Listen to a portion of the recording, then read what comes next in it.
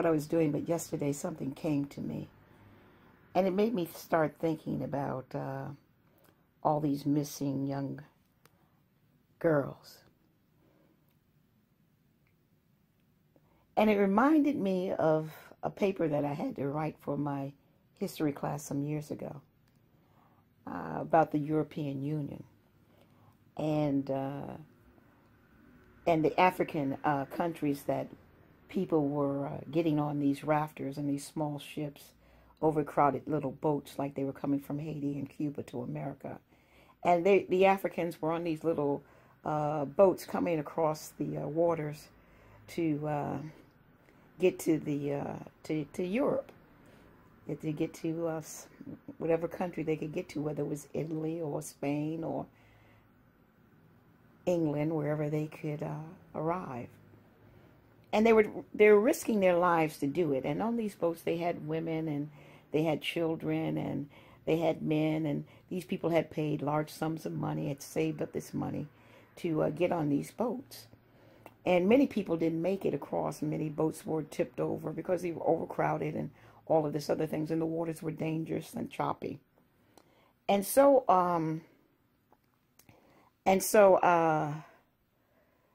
when those that made it, when they made it over to wherever they landed, usually it would be like Spain, there would be people waiting for them. And they would usually be African people waiting on them. And they would take the women and the children and put them into prostitution.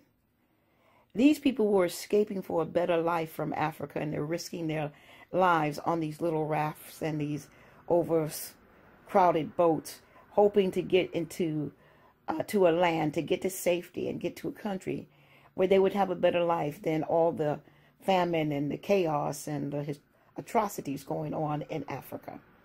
And so they were risking everything to get to Europe. And once there, they'd find themselves thrown into prostitution. They become sex slaves and people taking advantage of them. And they had no recourse because they knew no one there. They didn't speak the language. And they were taken hostage, kidnapped. My goodness. And I say this because this thing is huge. It's used.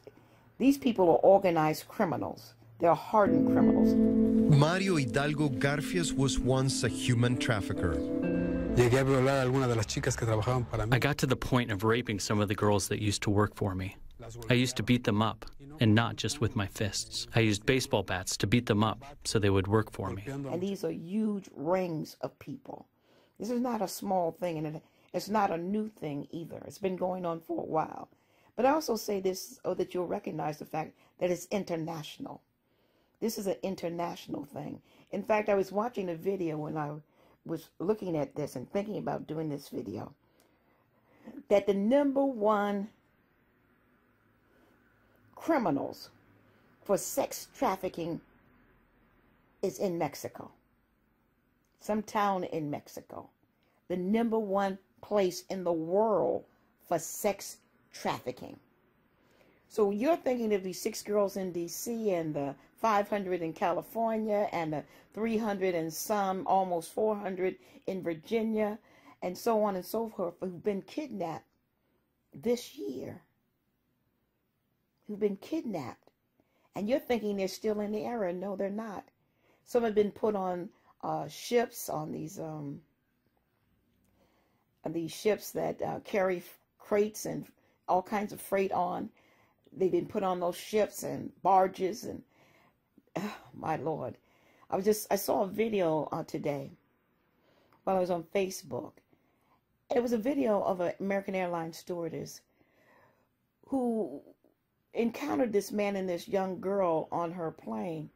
And she said the moment she saw these 2 people, she realized something was wrong. She felt it in her spirit. And she didn't know what to do, and but she just felt something was out of sync. And she went into the bathroom and she prayed. And she said, Lord, if there's something that's not right, show me. and tell me what to do and that I might be of help. My Lord. So now she's out back in the plane, and she and one of her co-workers are pushing that cart up the aisle and dispensing the sodas.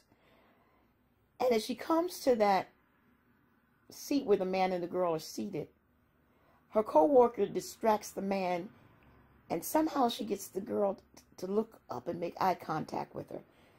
For the whole time, this girl never made eye contact with anyone. She held her head down.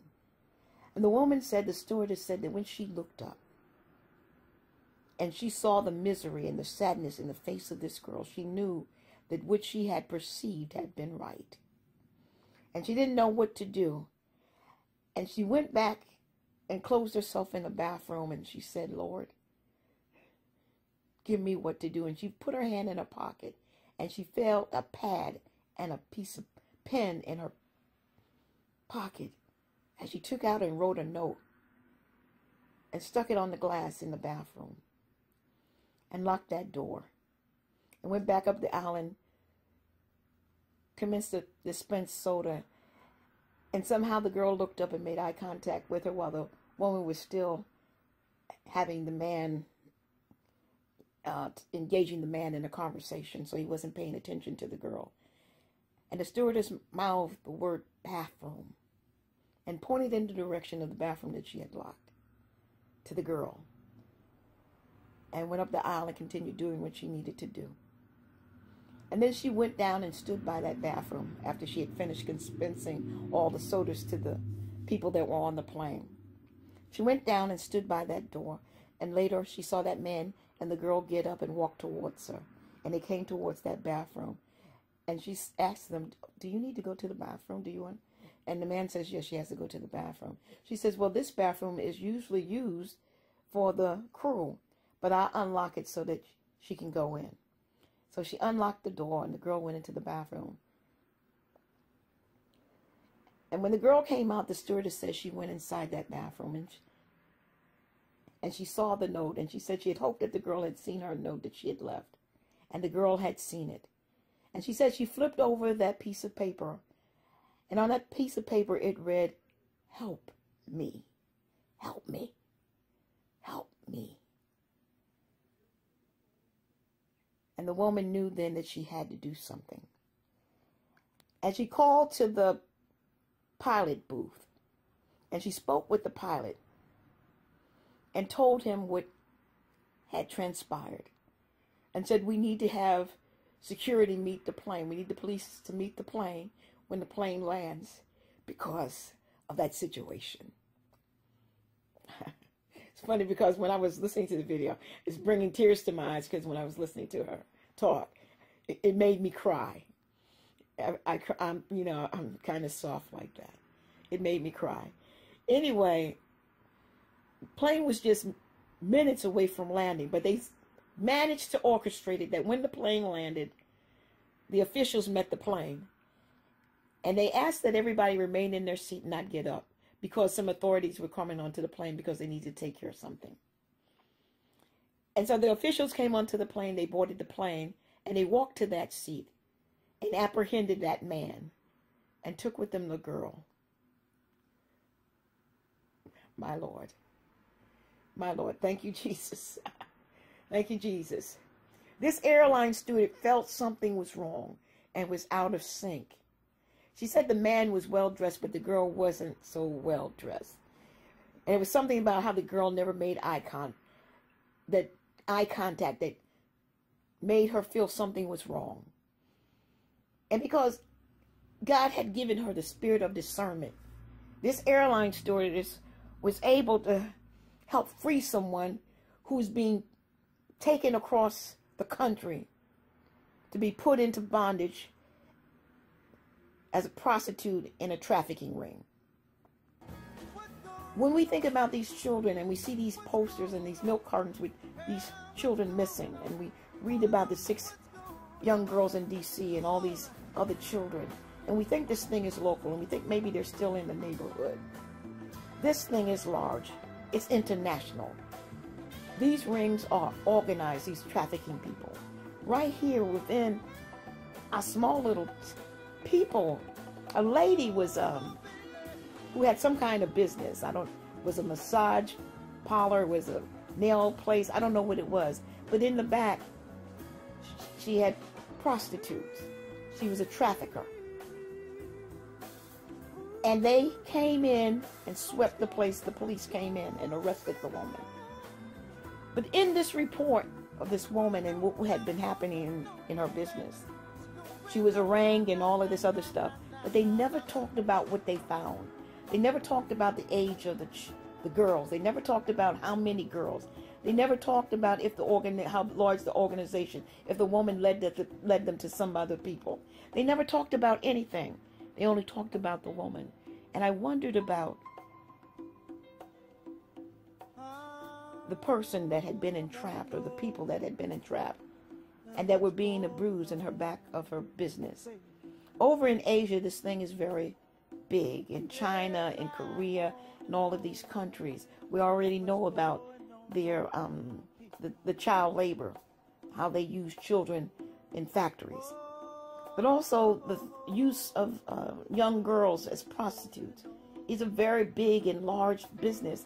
And as I'm going through and I'm reading these things, sex trafficking is a billion-dollar business. Billions of dollars. These people are organized, and their people at the top are all foreigners. Foreign people. This thing is real. It is not a joke. The things that are happening, and we see that so many children are missing and being kidnapped, and no one knows what has happened to them. And so I got a notation on one of my videos from someone who said, you know, the 640 girls that were missing, I don't know why people are still talking about that now. That happened a while ago. I said, maybe it did happen a while ago. I don't know about the 650 or 40. If it had been you who had been used and forced into having sex day in and day out, and being used 24/7, being drugged up and forced to do all kinds of things you never thought you would ever do. Your childhood stripped from you. Your ability to say yay or nay to anything totally obliterated. You have no rights. My Lord. And if someone had done that to you, wouldn't you want to know that somebody still remembers and is calling your name and searching for you and put up a flyer that bear your name because they're still looking for you? Rather than somewhere a notation many years ago, 640 people missing, and they just forgot about it. As though you never existed, as though you were never there. As though you had never been born. Here one day, gone the next, who cares? No ray of hope that somebody might wonder where you are, and that somebody might still be looking for you, that one day you might be set free and somehow may be able to escape, have a real life, live and enjoy life as other people live, and can enjoy life without somebody stripping you of everything. That God has given you the freedom to have liberty and the pursuit of happiness. My goodness. That's what I said. Why, if it had been you, would you just want people to forget about it? That once you had been and now you're not. I was watching the videos, and they was over in Italy. They have a forest, and they got these African girls, and they got mattresses in the forest, and these girls are forced into the forest on these mattresses to have sex with these men. And I'm thinking to myself, why aren't the officials, why aren't the police in the forest? Why are these mattresses there and nobody's going in? Because the officials high up in the government, billion-dollar business. Sense of security. In April, it snatched around 276 schoolgirls from the northeastern town of Chibok. While dozens have escaped, more than 200 are still in captivity, nearly 6 months later. This thing could not go on unless some big shots were involved in it. Heavy-duty people. Doors need to be kicked in. FBI need to be investigating. These rings need to be brought down and destroyed. These hardened criminals need to be put into prison.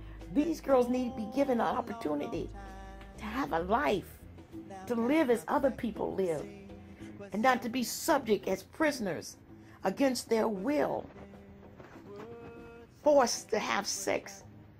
Oh, my Lord. Babies, 6, 7, 5, kidnapped and brought into trafficking rings. Come on. This thing is sick. It needs to be busted open. And we should never stop caring, nor searching for them, or seeking that law and justice be done, and demand that the people and the powers that be go in and do their job and set them free and destroy these organizations and these perpetrators. My Lord, to God be the glory. Stop it now. Stop it, my Lord, and free them.